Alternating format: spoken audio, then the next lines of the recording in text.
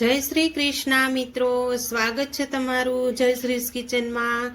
તો આજે આપણે બનાવીશું પંજાબી કાજુ કરીનું શાક। તો તેના માટે અહીંયા મેં બધી જ સામગ્રી લઈ લીધી છે। તો પહેલા આપણે અહીંયા મેં 100 ગ્રામ જેટલા કાજુ લઈ લીધા છે। મેં આ રીતના ફાડા આવે તે લીધા છે। તમારે આખા લેવા હોય તો પણ તમે લઈ શકો છો। અને અહીંયા કસૂરી મેથી લીધી છે। અને અહીંયા મેં કાજુને પાણીમાં પહેલા પલાળી લીધા છે અડધી કલાક પહેલા। હવે અહીંયા 2 મોટા નંગ ટમેટા લીધા છે અને 5 મોટી સાઈઝની ડુંગળી કટિંગ કરી લીધી છે। અને અહીંયા મેં મલાઈ લઈ લીધી છે અને તેમાં આપણે પનીર પણ એડ કરશું, તો પનીર પણ લઈ લીધું છે। આદુ છે અને લસણ છે તે પણ લીધું છે। ને ગાર્નિશ કરવા આપણે લીલા ધાણા લીધા છે। અને અહીંયા મેં કાજુ કરીનો મસાલો આવે તે પણ લીધો છે અને વઘાર માટે તમાલપત્ર અને તજને તે લીધું છે। તો હવે સૌપ્રથમ પહેલા આપણે કાજુને તળી લેવાના છે। તો અહીંયા મેં એક પેન મૂકી દીધું છે અને ગેસ ચાલુ કરી દીધો છે। હવે તેમાં આપણે 1 ચમચી બટર એડ કરીશું અને 2 ચમચી ઘી એડ કરીશું। આ રીતે એકદમ સરસ ગરમ થાય પછી આપણે તેમાં કાજુને તળી લેવાના છે। તો અહીંયા આપણું સરસ ગરમ થઈ ગયું છે। હવે તેમાં આપણે કાજુ એડ કરી દઈશું। આપણે હવે કાજુને ધીમા ગેસે જ સાતળવાના છે। સેજ બ્રાઉન કલરના થાય ત્યાં સુધી આપણે તેને સાતળશું।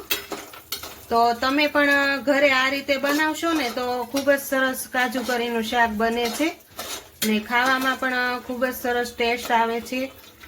રેસ્ટોરન્ટ કરતાં પણ ખૂબ જ સારું બને છે। હું 5 જણાનું બનાવું છું કાજુ કરીનું શાક। તો તેમાં મેં 100 ગ્રામ કાજુ લીધા। તો અહીંયા આપણા બ્રાઉન કલરના થઈ ગયા છે। હવે તેને આપણે બહાર કાઢી લઈશું। તો અહીંયા આપણા એકદમ સરસ કાજુ તળાઈ ગયા છે। હવે તેમાં આપણે કાંદા સાતળી લઈશું। તો આ રીતે આપણે બધા જ કાંદા આમાં એડ કરી દઈશું।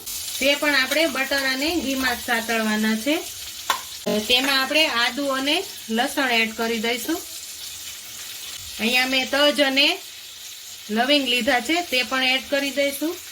તો અહીંયા આપણા કાંદા થોડાક સતળાઈ ગયા છે। હવે તેમાં આપણે ટમેટા એડ કરી દઈશું।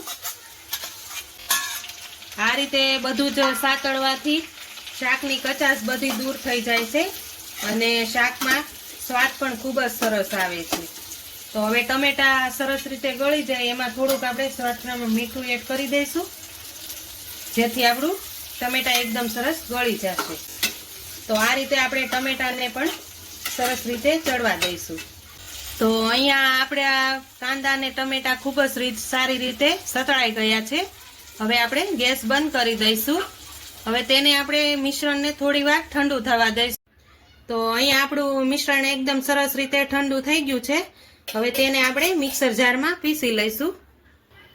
તો અહીંયા મેં મિક્સર જાર લઈ લીધું છે। હવે તેમાં આપણે આ બધું જ કાંદા ટમેટા લસણ બધું લીધું હતું તે આપણે બધું જ આમાં મિક્સરમાં પીસી લઈશું।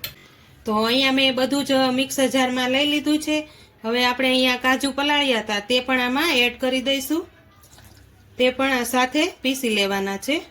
તો હવે આપણે તેને પીસી લઈશું। તો અહીંયા આપણી ગ્રેવી એકદમ સરસ પીસાઈ ગઈ છે। આ રીતની જો તો આ રીતે આપણે પીસી લેવાની હતી તો સરસ રીતે પીસાઈ ગઈ છે। હવે આપણે તેનો વઘાર કરી લઈશું। તો અહીંયા મેં જે પેન હતું આપણે તેમાં જ પાછું બટર એડ કરીશ વઘાર કરવા માટે। તો અહીંયા મેં 1 ચમચી બટર લઈ લીધું છે। હવે તેમાં આપણે પાછા 2 ચમચી જેટલું ઘી એડ કરશું।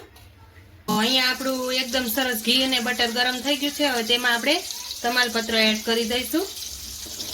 હવે જે આપણે ગ્રેવી પીસી હતી તે આપણે બધી જ એમાં એડ કરી દેવાની છે। આ રીતે આપણે બધી જ એડ કરી દઈશું। તો અહીંયા મેં ગ્રેવી બધી જ એડ કરી દીધી છે। હવે તેમાં આપણે મસાલા એડ કરી લઈશું। અડધી ચમચી જેટલો ધાણા જીરું પાવડર એડ કરશું। 1 ચમચી જેટલો અહીંયા મેં લાલ મરચું પાવડર લીધું છે કશ્મીરી તે એડ કરશું। તેનાથી કલર ખૂબ જ સરસ આવશે અને ખાવામાં પણ ખૂબ જ સરસ ટેસ્ટ આવશે। આ પ્રમાણે આપણે નિમક એડ કરી દઈશું। આ રીતે આપણે બધા જ મસાલાને મિક્સ કરી લેવાના છે। તો અહીંયા આપણી ગ્રેવી સરસ રીતે ઉકળવા લાગી છે। હવે તેમાં આપણે જે કાજુ કરીનો મેં મસાલો લીધો હતો તે આપણે તેમાં એડ કરી દઈશું. આ રીતે શાક ખૂબ જ સરસ બને છે ખાવામાં, ને મીઠાશ પણ એટલી આવે છે. તો આ રીતે આપણે બધા જ મસાલા ગ્રેવી બધી જ સરસ રીતે ચડી ગઈ છે. હવે તેમાં આપણે અહીંયા મેં પનીર લીધું હતું તેને મેં છીણી લીધું છે આ રીતનું. તો હવે તેમાં આપણે છીણેલું પનીર પણ એડ કરી દઈએ. આ રીતે આપણે પનીરને પણ સરસ રીતે મિક્સ કરી લઈશું. તો હવે તેને આપણે 2 થી 3 મિનિટ સુધી ચડવા દઈશું. તો અહીંયા આપણી ગ્રેવી એકદમ સરસ ચડી ગઈ છે. હવે તેમાં આપણે કસૂરી મેથી હતી તે પણ થોડી એડ કરી દઈશું. આનીથી ખૂબ જ સરસ સ્વાદ આવે છે. હવે જે મલાઈ હતી તે આપણે મલાઈ પણ એડ કરશું. એ પાસે મલાઈ ન હોય તો તમે મોળું દહીં પણ એડ કરી શકો છો, પણ તમારે જો મોળું દહીં એડ કરવું હોય તો તમે ગેસ બંધ કરી પછી જ દહીં હલાવી શકો છો, તો પણ ખૂબ જ સરસ સ્વાદ આવી જશે. હવે આપણે જે કાજુ તળ્યા હતા તે પણ બધા જ એડ કરી દઈશું. આ રીતે આપણે બધું જ મિક્સ સારી રીતે કરી લઈશું. હવે ઉપરથી આપણે લીલા ધાણા એડ કરશું. તો આપણું કાજુ કરીનું શાક એકદમ સરસ તૈયાર થઈ ગયું છે. હવે તેને આપણે એક સર્વિંગ બાઉલમાં લઈ લેશું. તો અહીંયા મેં સર્વિંગ બાઉલમાં શાક લઈ લીધું છે કાજુ કરીનું. હવે તેમાં આપણે ઉપરથી ચીઝ એડ કરશું. આ રીતે ચીઝ એડ કરવાથી આ શાક ખૂબ જ સરસ ટેસ્ટી અને સ્વાદિષ્ટ લાગે છે, અને ખાવામાં તો આમ મજા જ પડી જાય એવું બનીને તૈયાર થાય છે. તો આ રીતે આપણે ચીઝ એડ કરી દીધું છે, અને ઉપરથી આપણે લીલા ધાણા પણ એડ કરીશું. તો તૈયાર છે કાજુ કરીનું પંજાબી શાક. તો જો તમને મારો આ વિડીયો પસંદ આવ્યો હોય તો લાઈક કરજો, વધુમાં વધુ શેર કરજો, ને હજુ સુધી સબસ્ક્રાઈબ ન કરી હોય તો પ્લીઝ સબસ્ક્રાઈબ કરી દેજો, ને કોમેન્ટ કરીને કહેજો કે તમને પંજાબી કાજુ કરીનું શાક કેવું લાગ્યું.